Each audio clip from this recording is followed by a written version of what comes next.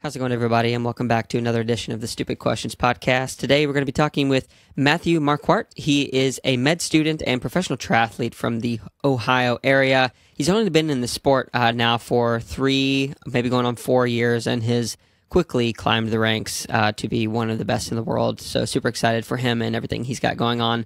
We talk deep about triathlon. We talk even deeper about some of his research projects in med school. And yeah, just super excited for him. Super bright guy, has a bright future ahead of him. So without further ado, I want to introduce you to Matthew. Well, how's it going? Good. Another busy day, but that's okay.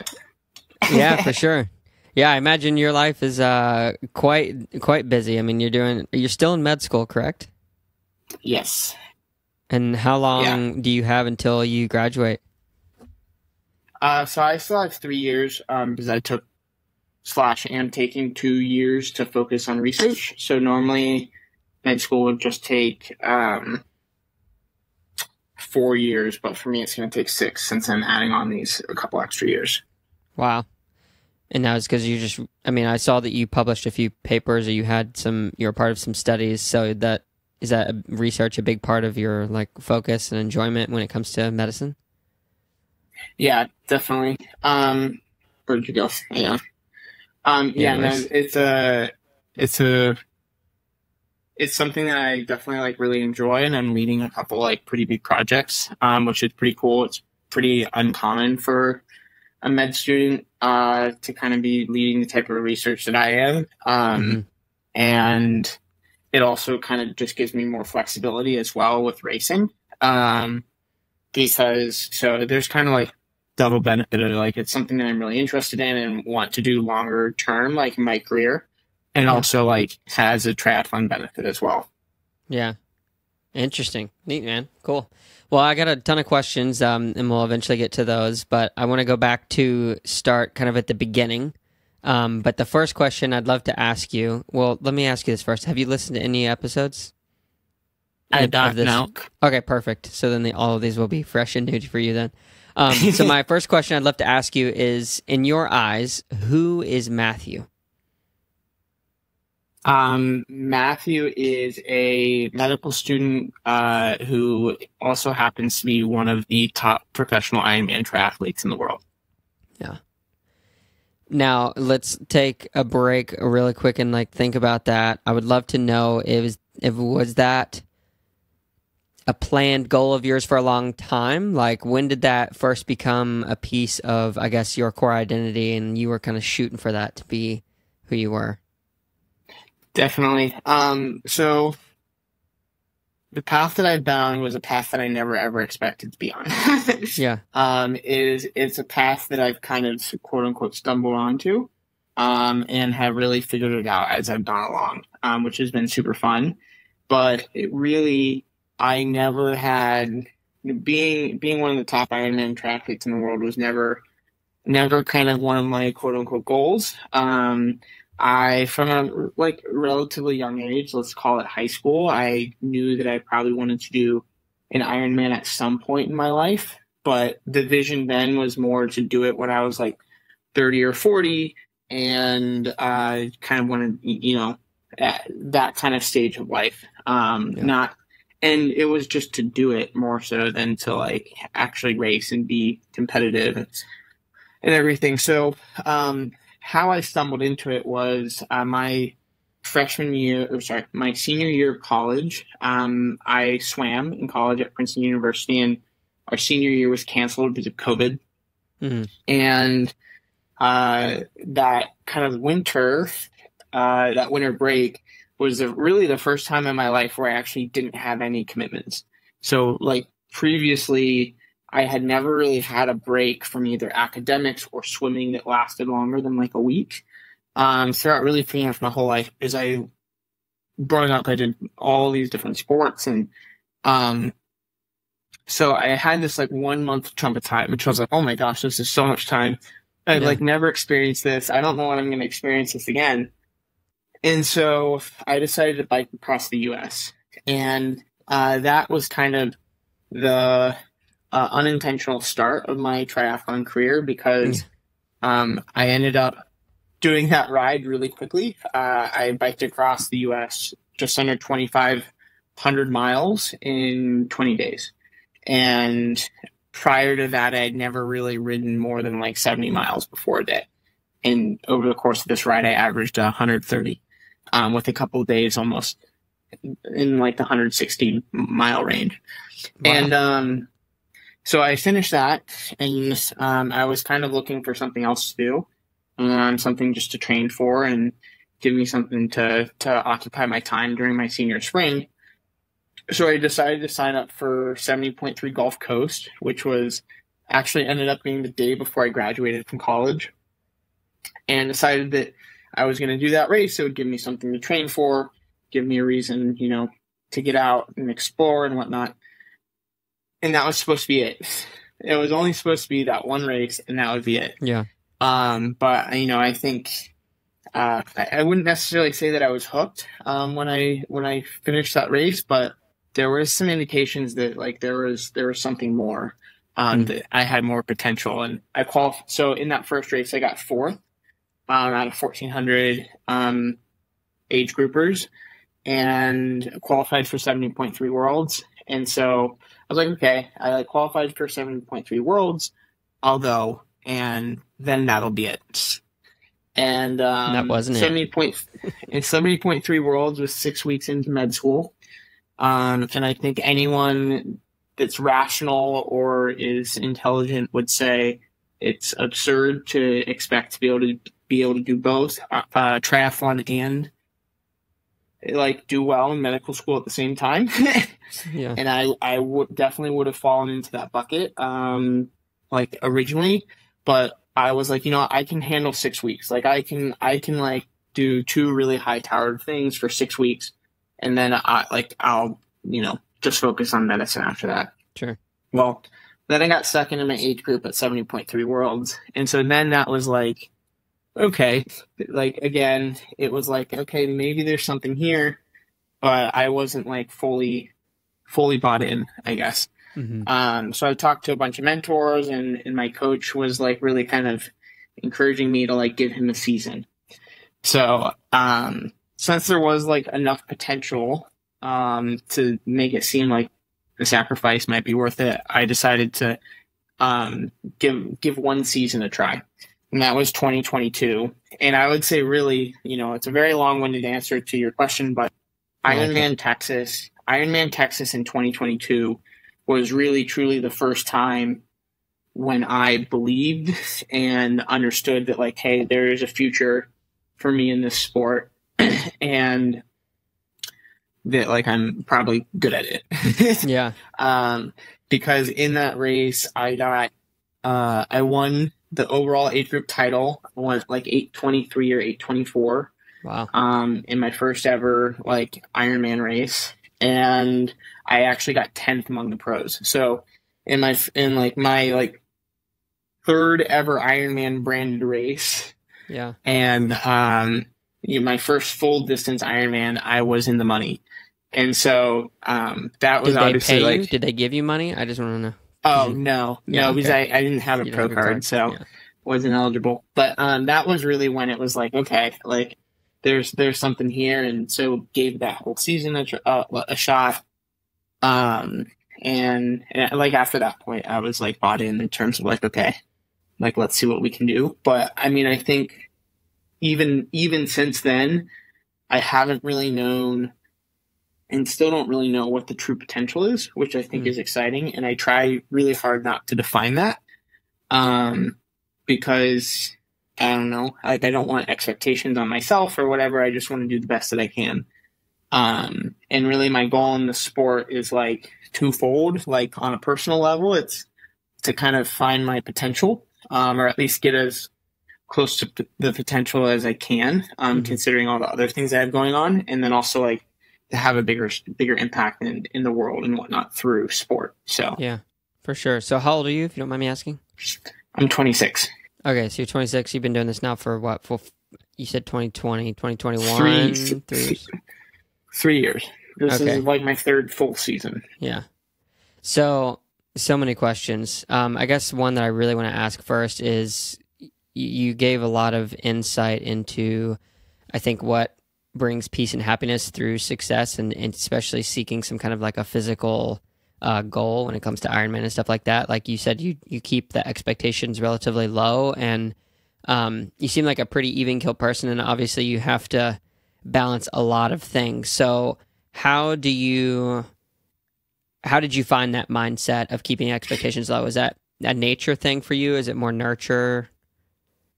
Yeah, no, it's something that I found over time. So growing up, it kind of started with my swimming background. So growing up, I did really well in swimming. When I was 18 years old, I swam at the U.S. Olympic trials in 200 backstroke, and in high school set state records, and like was one of the top recruits in the country going to college. And so pretty much through high school, it was like I like had bigger expectations on myself, but I also continually hit them. And so it was kind of like, however hard you work, you're going to get the result that you want, type of a thing. And then college happened, and I went 5 years without going a single best time in any single event.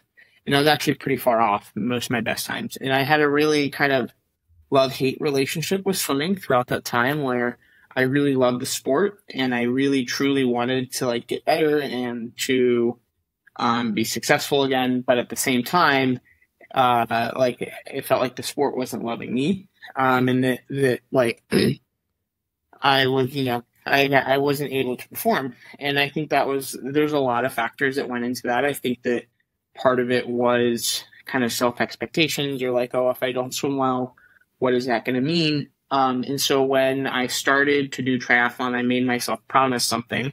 This is like before I had any indication that I was going to be good. But I think looking back on my swimming career, especially my college swimming career, I think one of my slight regrets was that I had been so focused on swimming that I probably said no to some things that I probably should have said yes to. And like just like simple things, like, maybe going for a hike on an off day, or maybe staying up a little bit later and like having some good time, like a good time with friends. And so when I started triathlon, I was like, okay, like this is before I even did the first race. I was like, you know what? If I want to go out, like I might have a run and a swim today, and if I want to go out and do a bike ride too, I'm gonna do that, because that's gonna be fun, and I'm gonna be happy about that.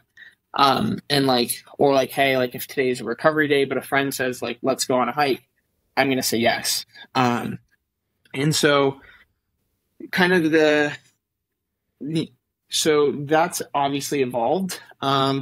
It's very different to have that mentality as, an age grouper that's just doing it for fun, and now being a pro that's getting paid to do it. But I still kind of try and keep the essence of that philosophy, which is really, I think, can be boiled down to like a specific algorithm that I have, if you will, which is basically like, if I have more than 2 days where I really am dreading workouts and I'm really hating the sport, then I need to step back and make sure that I still want to be in the sport. Because that's one of the, I think, the really, the huge privileges that I have, in particular compared to other pros, is that I don't have to do this. Like I have another career lined up, and like I can walk away and go become a doctor.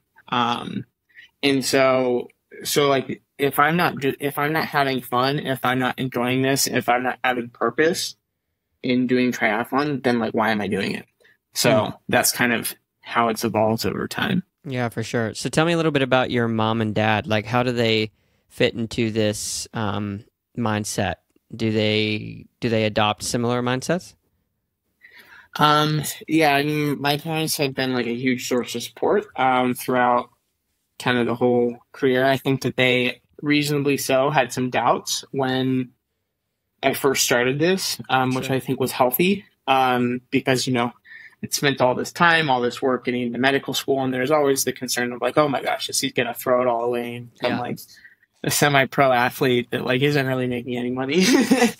But they've been, even kind of through that, they've been like, one of my most important sources of support. And, they, I think more so than anything else, they want me to have fun and also be safe.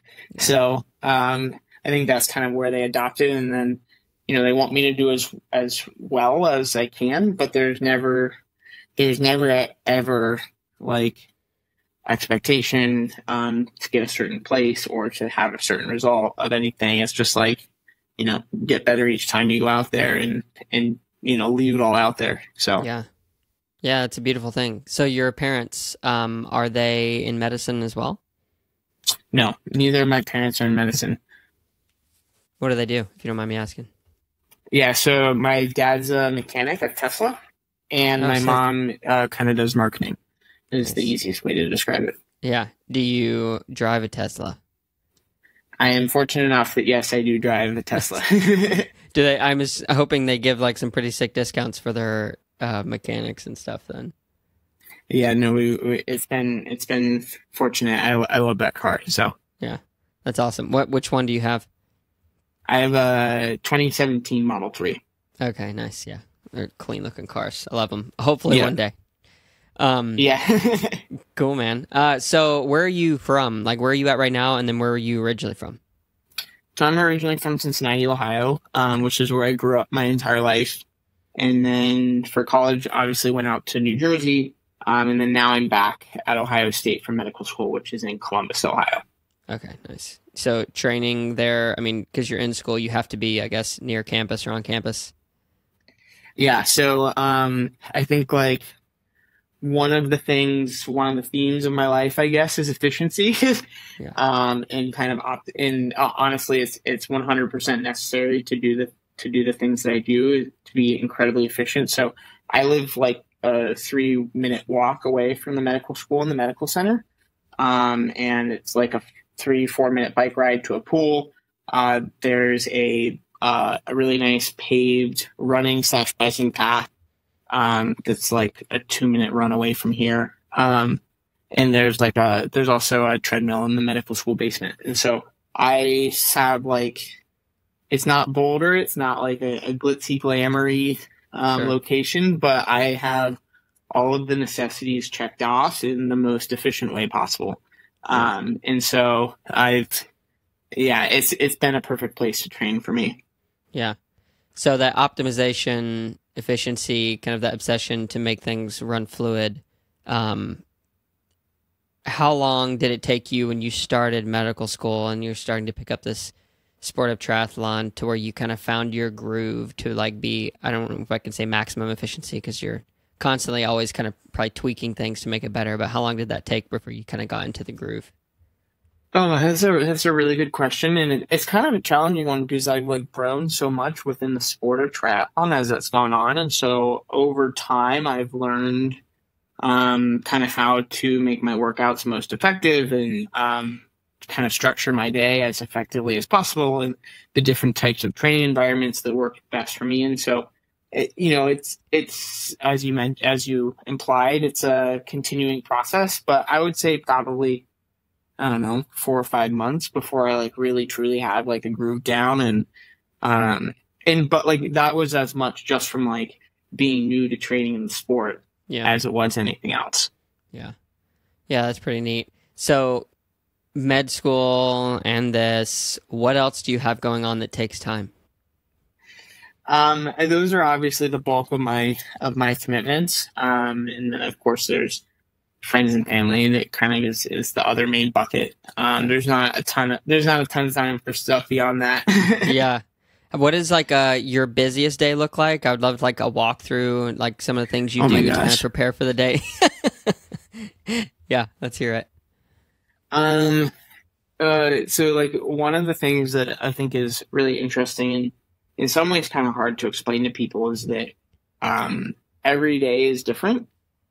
Like every day is complete. So like right now I'm on research time, and so that's a lot more fluid. But even during even like when I was in classes, like the day would change as the day went on, and every single day would look different. And so the kind of the way that I've approached that, or the way that I've learned how to approach it is, I basically like will have a couple of like hard commitments throughout the day, like a meeting, like like our interview right now. Mm-hmm. So I look at like what are the like things that what are the meetings that I have to do, and then also what are the workouts that I have to do, and like what's the type of the workout? Is it like a quality workout? Is it a volume workout? Is it a swim? Is it a bike? Is it a run? And so I take those two things and I figure out when I'm going to do my workouts based on when I have those meetings. And that will often set what time I wake up in the morning. I mean, generally, for the most part, I wake up between 5 and 6, but there are certainly days where those meetings are just so, imperfectly spaced or whatever, where, like a 4 o'clock wake up is necessary. And so like I will rip those when I need to. So figure out like, where the meetings are, where the workouts are. That will set when I wake up. And then you kind of have blank, and then you have other chunks of time throughout the day. And that's kind of where I figure out like, okay, these are the most important pieces of research, or this is the most important studying that I have to do.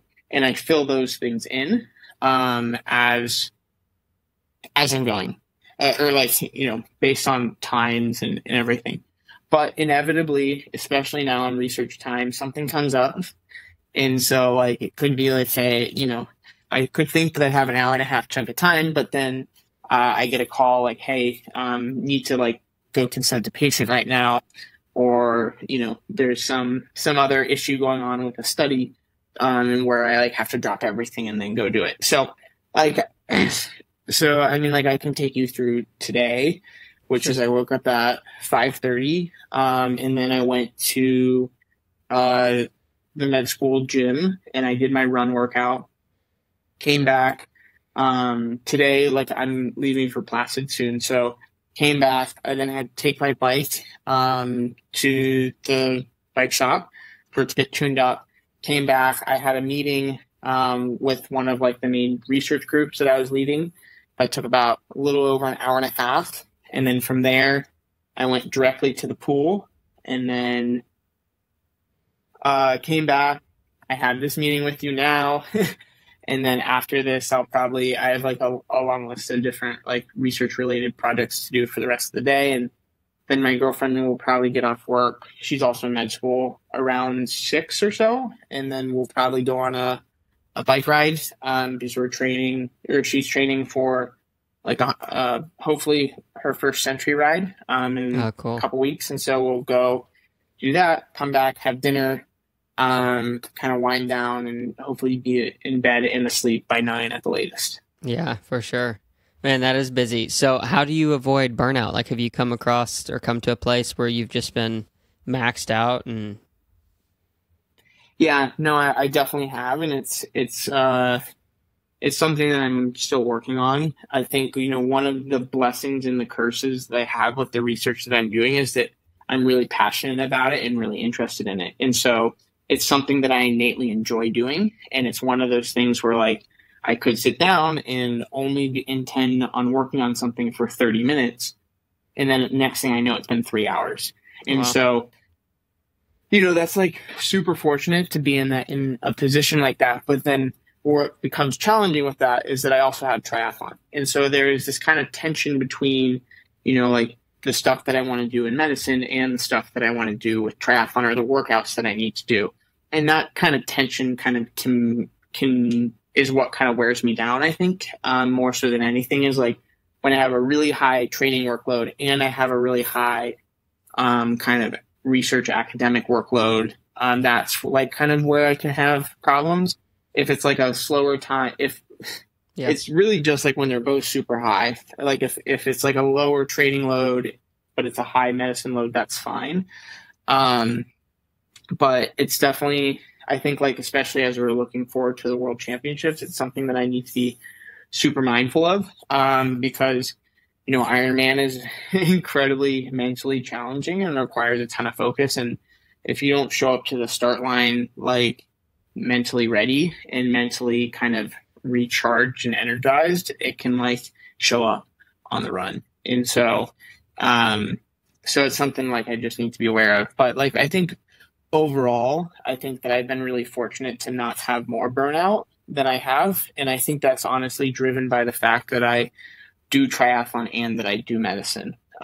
Because throughout the day, like I'm not overdosing on one or the other.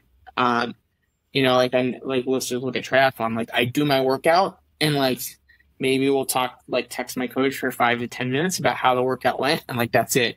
Then it's on to the next thing. There's no over analyzing it. There's no overthinking it. There's no dreading about like the next workout coming. It's like that workout was done. I have to do XYZ things now, for med school.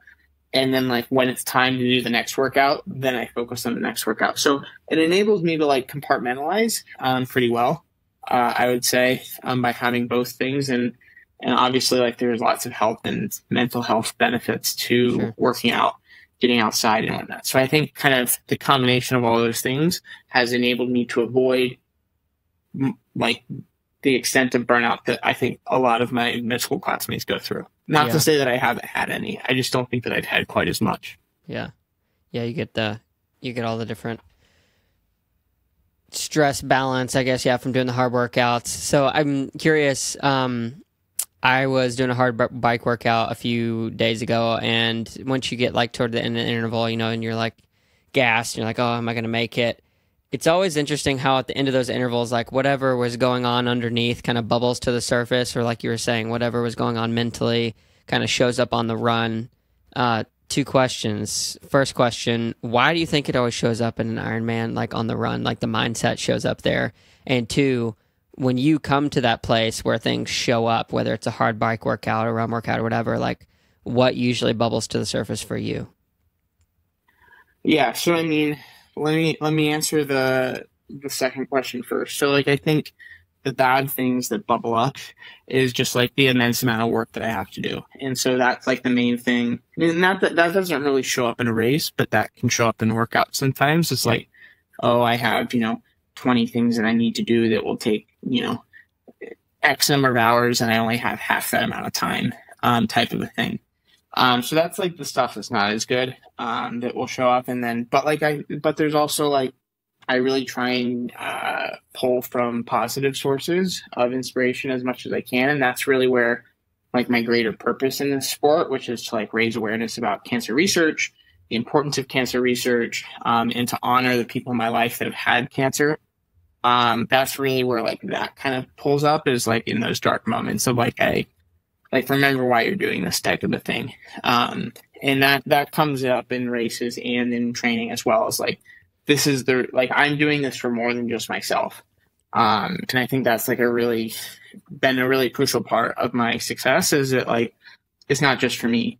Like I'm doing this for other people. And I want to do it for other people and have an impact on the greater world.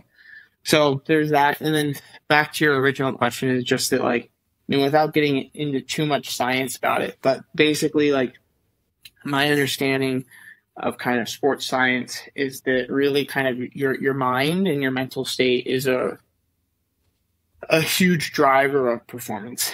And so, like obviously someone that's never run at all can't go out and do a sub 2-hour marathon. But when you're looking at the best of the best in the world, let's say like the top 10 finishers in like the New York Marathon or the Olympics, the difference that separates, 1 through 10, there's definitely probably some physiologic differences, but I think more so than anything else, especially when it's a super tight race, the difference between, those couple of places is driven more by like who can push more and who can like be comfortable with pain more, who can be comfortable with discomfort more. And who's just kind of like overall more concentrated and kind of like more with it, if you will. And so I think the reason why that comes up kind of like, I think when things get hard and you're tired, it just kind of exacerbates everything. And yeah, so, I mean, that's kind of like my long-winded answer of like why I think, most of kind of the dark moments that people have end up showing up on the run, more so than anything else, is because you're already exhausted. You've already done so much. And the thought of doing any more, can be like really debilitating to people, but I think you just need to like accept it and like, hey, this is something that's going to be here. And like, it will end eventually, and like just one foot in front of the others. Yeah.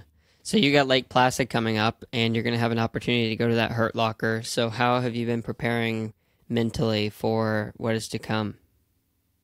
Yeah, I mean, I think, fortunately I've done Lake Placid before. I did Placid 2 years ago. And so I know the course fairly well. And so I think the biggest thing that I do is like, I know the points in the course where like those bad moments, those dark moments are most likely going to show up. And it's not about trying to eliminate them, but it's about how you react to those moments when they do show up. And so thinking about like, okay, like, if when like things start to hurt on the run, these are the things that I want to think about instead, and visualize yourself kind of going through that thought process and like physically going through it, and knowing as well that like this is going to hurt. And so, I think like a super important part is having expectations that will align with reality. And I think like if you sign up for an Ironman and you get to the start line and you think that everything is going to go smoothly and that you're never going to be in pain at all during the race, that's when you're setting yourself up for failure. Whereas if you're realistic and like, hey, when I do that run, when I do the hills on that run course, it's going to hurt. And like, there's a good chance the last 6 to 10 miles are going to be like just a real grind. And if you know that going in, then when it happens, it's expected. And you're like, okay, well, like I'm where I thought I was going to be, not like all of a sudden being like, whoa, I didn't think it was going to hurt. Yeah, for sure. So I want to go back to what you said a little bit ago, aligning with your passion and the research you're doing with cancer. First question around that is, how has cancer affected your life? Yeah, so I've had, starting kind of in freshman year of high school, I've had multiple different close friends and family that have had a variety of different cancer diagnoses. And so I've kind of watched them go through their treatment, and most of them thankfully have recovered. But they still have like long lasting, implications for the rest of their lives.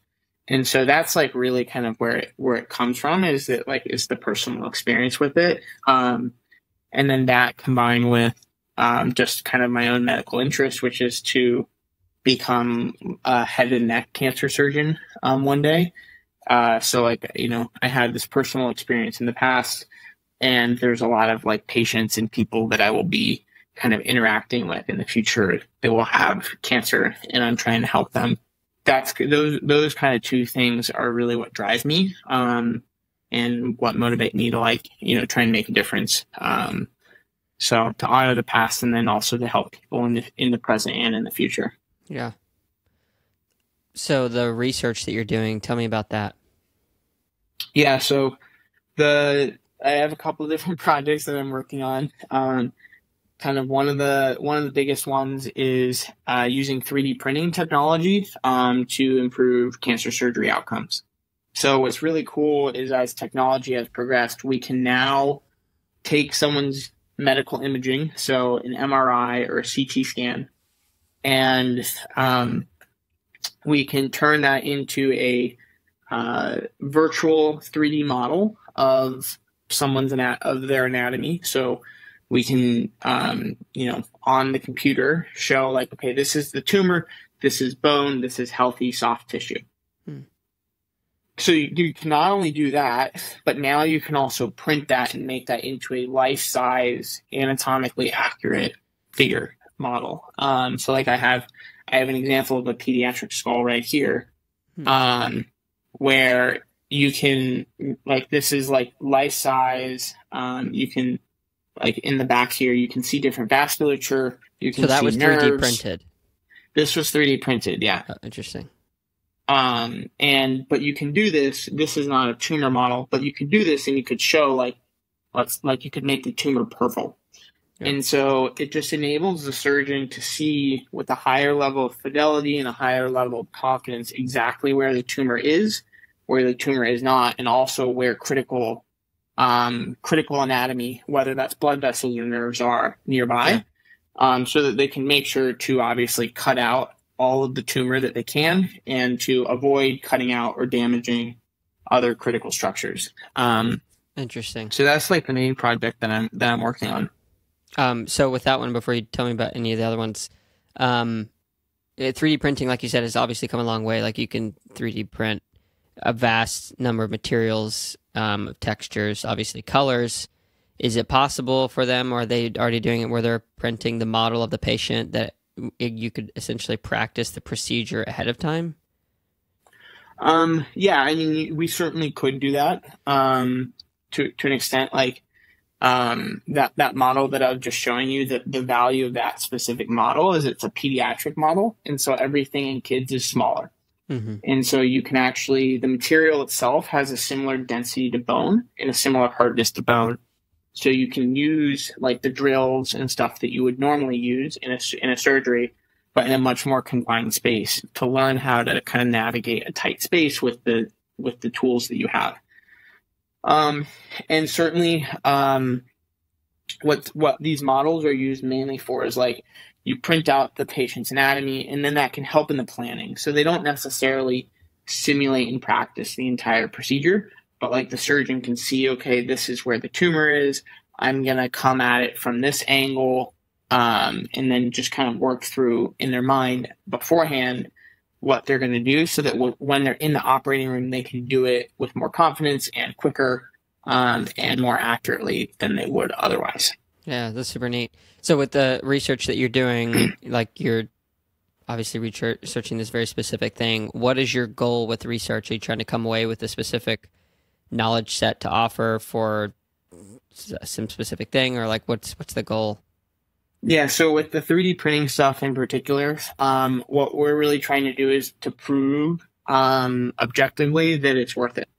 So 3D models are not necessarily cheap, but these surgeries are not cheap either, that they're used for in particular. And so our goal is to prove objectively that using a model is better from a patient standpoint than not using. So like, the long-term goal is to show that, hey, patients that had models made, they do better in their cancer outcomes. That's really our ultimate goal. And there's a couple things that we can do in the short term to kind of indicate that.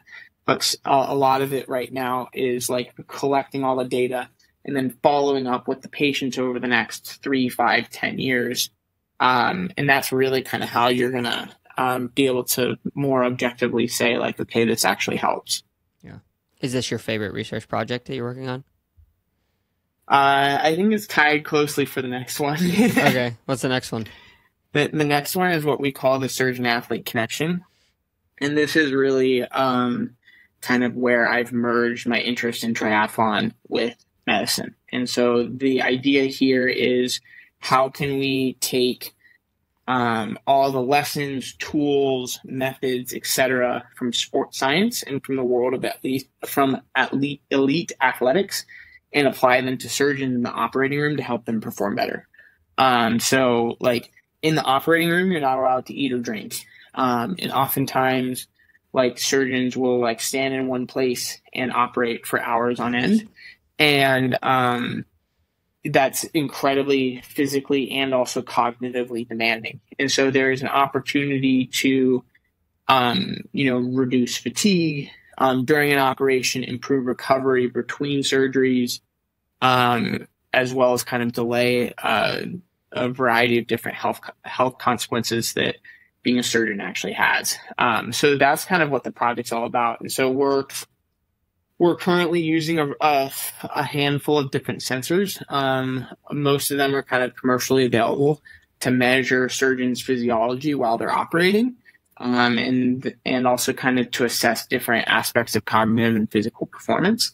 And then we will use that to kind of highlight areas that we think we could do like an intervention to improve that performance. So like, for example, maybe their blood glucose is getting low at the end of these long procedures. So like a future research project could be like, can we give them like some Gatorade, or some sort of slowly absorbing starch kind of in a liquid form to give them a little bit of hydration and a little bit of fuel to kind of help them maintain better blood sugar levels throughout a long operation. So We're still very much at like the data collection observation stage, but I'm excited to see where it goes in the next like 2-3 years as we have enough data to kind of highlight areas for improvement, and then actually can start testing if different solutions actually help them,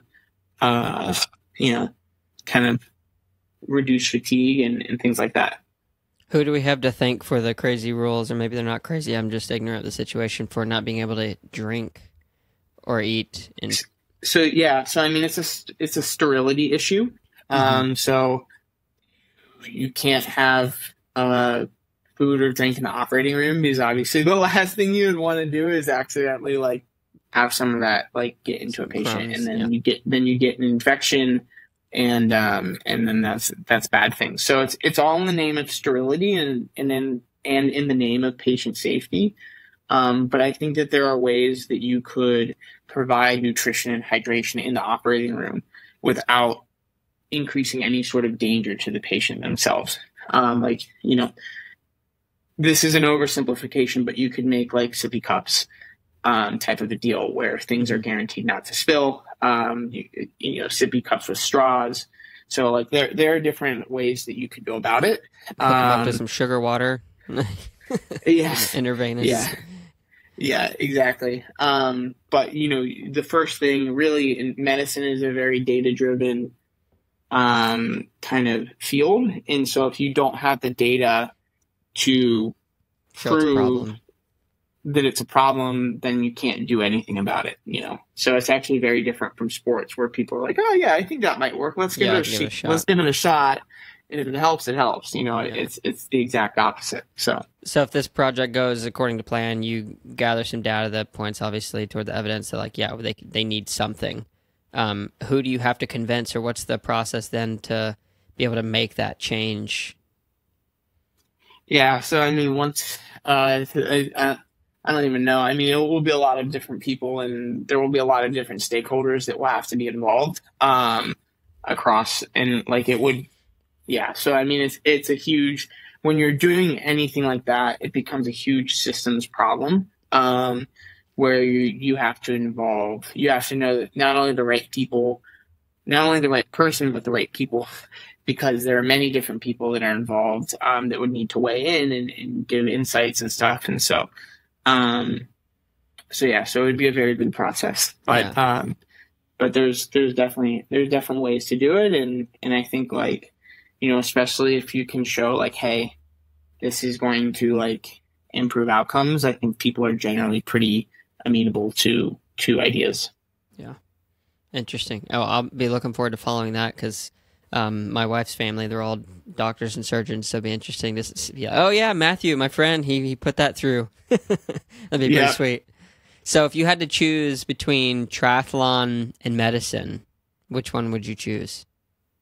Well, I mean, that's a simple one. It's medicine. So, yeah. I mean, like, I'm very fortunate in that, like, I feel like medicine is my calling. I think it's too hard of a field to go into, to not feel that way. And so, like, ultimately, like, I'm going to do triathlon as long as I can. And obviously we're figuring things out as I go, which has been pretty successful so far. Yeah. But the ultimate career is always going to be in medicine. So yeah. So what kind of advice would you give to other fellow professional triathletes who triathlon is literally like they woke up in the morning when they were 5, they're going to the pool, and then they eventually make their way into triathlon, and they're getting a full ride and they're focused on the Olympics, and like everything that they are is wrapped up in triathlon. What kind of advice would you give to them to be able to, I guess, separate or disassociate that identity a little bit for whenever the time comes to transition to something else? Yeah, I mean, I think the biggest thing is find a purpose beyond yourself. I think that applies really to anything in life. Whereas if you're doing it with and for other people, you're always going to go further than if you did something alone. And so I think that's like probably the biggest thing that I would say is like, just find a purpose beyond yourself. I don't necessarily think that the standard like find your passion is good advice. I think it's a combination of find something that you're really interested in and that you're also good at. Because if you're good at something, that's inherently going to make it more interesting. Yeah. So. Yeah. And even that's hard advice to receive, because I remember talking with a mentor a number of years ago. It's probably about a year and a half ago. I was in between kind of what I was wanting to do for work entrepreneurially and wasn't sure which direction to go. And I kept saying, like, I told him, I just want someone who I really look up to look at me and tell me exactly what to do. And like, then I'll go and put all of my everything into it. And he said, no, like, take a step back and figure out what you're good at, and it'll make itself known to you. And it really took me a while to start to kind of figure that out. But I think it does take, like you're saying, experience, finding things you're interested in, trying things out, and then you'll kind of figure out, like, yeah, I am good at this, or no, I'm not. Yeah, exactly. And obviously having good mentors are kind of crucial throughout the process. And I'm very fortunate to have a large collection of mentors kind of within medicine, outside of medicine, and kind of within different parts of medicine. So I can lean on different people and get advice from different people depending on the situation. Yeah. Who is your biggest mentor right now? I kind of have three. Okay. So I would say it's Dr. Quatman, Dr. Vancouvering, and Dr. Cohn, all at OSU, kind of in different areas. Yeah. So going back to Princeton and then to Ohio, maybe you told me, and I apologize if I'm asking the question again after you already told me, but why'd you choose Ohio after Princeton for med school? Yeah, so I mean, it's kind of simple in that, like, as an Ohio resident, coming to Ohio for medical school was by far the best value, I think, in terms of medical education that I could get, and that Ohio State's it's a great medical institution, and it's also significantly cheaper since it's a public school. It's a public institution, and so I get in-state tuition. And so, I mean, medical school is an absurd cost, and there were some other schools that I got into that I was considering, and some of them, like, I really wanted to go to, either because of the location or whatnot, and the difference between, like, them and Ohio State was like $300,000. And it's just like, you, like, if it was like a $50,000 difference, I think then you can, like, over the course of 4 years, I think then you can justify, like, the slightly higher cost. But when it's like literally the cost of a Lamborghini, you just can't. Yeah.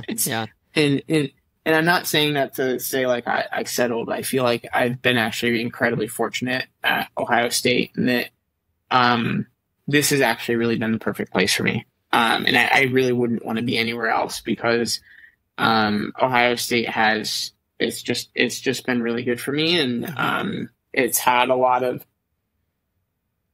I mean, I know that I'm being very general, but it's had a lot of the things that I needed to be successful. Yeah. In terms of, like, it has one of the top cancer hospitals in the world right here. The medical school has been incredibly supportive of me kind of pursuing two different paths. Columbus itself has actually been a really phenomenal place to train, even though many people, I think, might not believe me when I say that. And I'm closer to family, and just, like, I mean, literally, like, all of the main pieces that, like, you could need to thrive have been here. And so it's kind of really been fortunate that, the economic, the academic, personal, kind of all things have aligned with being at Ohio State for med school. Yeah, that's efficient and optimization that you're good at finding, huh? Yeah, but I mean, I didn't know it beforehand. So I feel very lucky in that regard. Yeah, super fortunate to be able to have three mentors, let alone, some people only have one. I feel like is a huge thing. And are they former professors or current professors of yours? Yeah, exactly. Yeah, that's awesome. So in what ways has your definition of success evolved since the beginning of your career? Med school and triathlon. I mean, triathlon, I don't really think it has, because, like, obviously it's easy to have transient desires to win, or, to win a race or to win Kona or whatever. And those certainly are things that, like, are on the scale But at the end of the day, really what I care about is like going into a race and executing and controlling the things that I can control and doing the best that I can in that moment. And whatever result happens is the result that happens. And then after the race, being able to take those things and apply them to training, and applying them to the race in the future to get better. So really in triathlon, the definition of success is the ability to improve and the ability to continue to improve. And also just like, did you do everything that you could on that given day? Yeah. In medicine, I don't really know. I mean, I think that's a hard one, and I don't really think that I have a great definition for it yet. Right now, I think my goal is, I think my ultimate goal, which is like very broad, is to do something within medicine that truly moves the field forward in some regard. And so I'm sure that will become more fine-tuned, maybe a little bit more realistic as time goes on. But that's one of the things that drew me to medicine, is the ability to like actually help push the field forward, actually, improve outcomes, improve patients' lives now, and like even more so in the future. Yeah. That calling that you said you felt for medicine, did that originally come about after you had, I guess, your experiences with cancer through friends and family, or was it a younger age? No, actually, it was like, I mean, I think that I had a desire to help people from a very young age. I think that I just didn't know exactly how. So for most of my life, I actually was very focused on climate change and renewable energy. And so I wanted to have an impact on the world by, creating a business or, that had an impact in the field of renewable energy or sustainability or efficiency. And it wasn't until about halfway through college that I actually found out that I kind of decided that medicine was actually really what I wanted to do. In college, I took a year off halfway through to explore that very question of like, do I want to do climate change or do I want to do medicine? Because at that point in time, medicine was my second option. It had kind of taken a backseat to climate change, but I hadn't really done anything active to rule it out. And so I decided to take a year to truly do a deep dive into both spaces. And figure out the question to like authoritatively decide, I want to do this or I want to do that. And it was during that year that I figured out that I really wanted to do medicine, because one of the things that's super important to me is to be able to have an impact on individual lives. Whereas climate change was a little bit too far removed from the end beneficiary for me. Whereas medicine, obviously, like, you're dealing with the patients every day that you're working with. So that's really what kind of drove me to decide medicine over climate change, and that was halfway through college. So Yeah, like within the last, I don't know, 6 years. Yeah, that's such a huge move. Did like did credits transfer over, or are you basically starting back over? No, I was really fortunate in that I was a chemistry major in college, and so the reason why I guess I kind of delayed the decision as long as I had is that I could, because like there wasn't a ton of additional stuff that I needed to do. And basically halfway through college was the point at which I was like, you know what? I really want to know what I want to do so that I can focus and get the most out of my last 2 years at college. So that's why I took the gap year when I took it. Yeah. So for your specific focus, like you said, head and neck, is that the same as like an ENT? Exactly. Okay. Awesome. I've been under the knife, I think 6 different times with those doctors. So. Oh my gosh. Yeah. I'm actually looking for a surgeon for an operation I'm going to have that I've been putting off for a long time. If you're interested, when you graduating? It's probably too long unless you really want to delay it. Yeah. When do you think that you would get to that point where you're like practicing, able to do surgeries and stuff? And will you focus just on, I guess, oncology, like cancer stuff, or? It's a little hard to say, but my guess is that my practice will probably be like 50% to 60% cancer, and then like 40% other types of things. At least, yeah. So it's a little bit hard to say for sure. because like I think like within I definitely want to do ENT, but there's kind of different subspecialties within it that I'm still kind of exploring a little bit, and so that will kind of define those things. But yeah, I mean it's probably at least before I'm like what I like to call a full-fledged attending. It was like 10 years. Okay, I can wait. I've waited this long. So, are you allowed? Are you allowed to work on like friends and family? That's like a no? That's usually? That's a personal choice. Right. I think yeah. I mean, I think there's nothing that I'm aware of that legally says you can't. But most physicians and most surgeons won't take people that they know as patients, because it just really muddles the distinction between personal and professional. And it just makes it tricky, you know? Yeah, especially if something bad goes down. Yeah. Exactly. Yeah, that'd be the toughest part. But I'd still take a risk on you. I've had enough of these things, so I'll hit you up. Fair enough. Cool, man. Well, thanks so much for your time. I have just a couple more questions for you. The first one I forgot to ask you in the beginning. How do I pronounce your last name, and what's its etymology? So my last name is pronounced Marquardt. Okay. And what I've been told is that it's a combination of French, German kind of etymology. Okay. So how would you say it in French? Marquardt? Probably. Something like that? Cool. Yeah. So then the last question, it's more of a serious one. I'd love for you to give some advice just based on your experience when it comes to something you were mentioning earlier, letting go of the control that you don't have. Because a lot of us, I think we get hung up on the things that we truly don't have the ability to control. So for you, practically speaking, how did you learn how to let go of that emotionally, mentally? Oh, gosh. I don't think that I have a great, like, how-to guidebook for that. I mean, I think it just comes down to,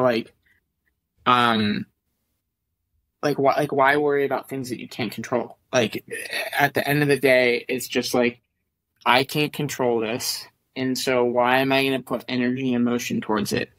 Like, obviously, if you can't control it and it, like, doesn't go in your way, that sucks, but, like, there's a lot of things in the world that suck. And like, it's just not a way.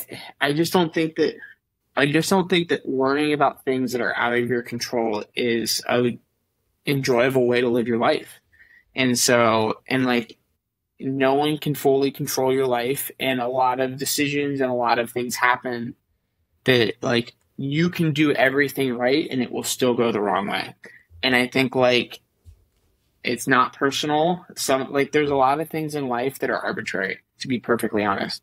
And I guess, like, if anything, that's probably what I would say is just, like, recognizing that there are a lot of things in life that are arbitrary. Like, what medical school you get into versus not is not necessarily an indication of, like, who you are as a person or your capabilities and your successes. Like, sometimes it's just like you just got super unlucky. And as, like, hard as that is to say, especially, like, on certain things where maybe you've devoted a year, 2 years, 5 years, 10 years, that's just kind of like how the world goes sometimes. And what's most important is to focus on the things that you can control, and focusing on how you can grow and how you can get better, using the things that are in your control.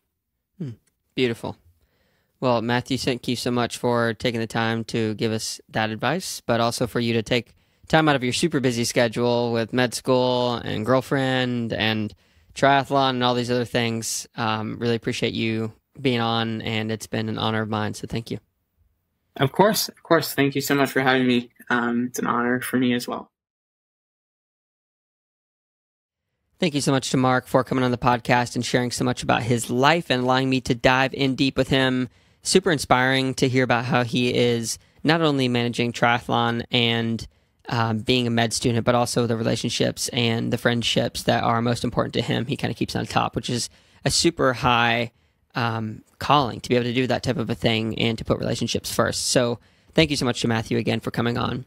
want to leave you with a little bit of the advice that he left us when asking him how do we let go of that control that we think we have on the things that we cannot control, practically speaking. He said, basically, life is arbitrary. Let it go. Let go of the worries, because it really does add no time to your life whatsoever. So don't worry. Be happy. If you made it to this point in the podcast, just want to say thank you so much. Really appreciate you being here and for helping to share and get the word out about this podcast. Wherever you're listening or watching, whether that be YouTube or Spotify or anywhere, if you could like, comment, subscribe, share, do all of those things to continue to help share this podcast. It helps us to grow, and hopefully I can do this full time one day. So thank you guys for making this possible. Thank you for listening, and we will catch you in the next one.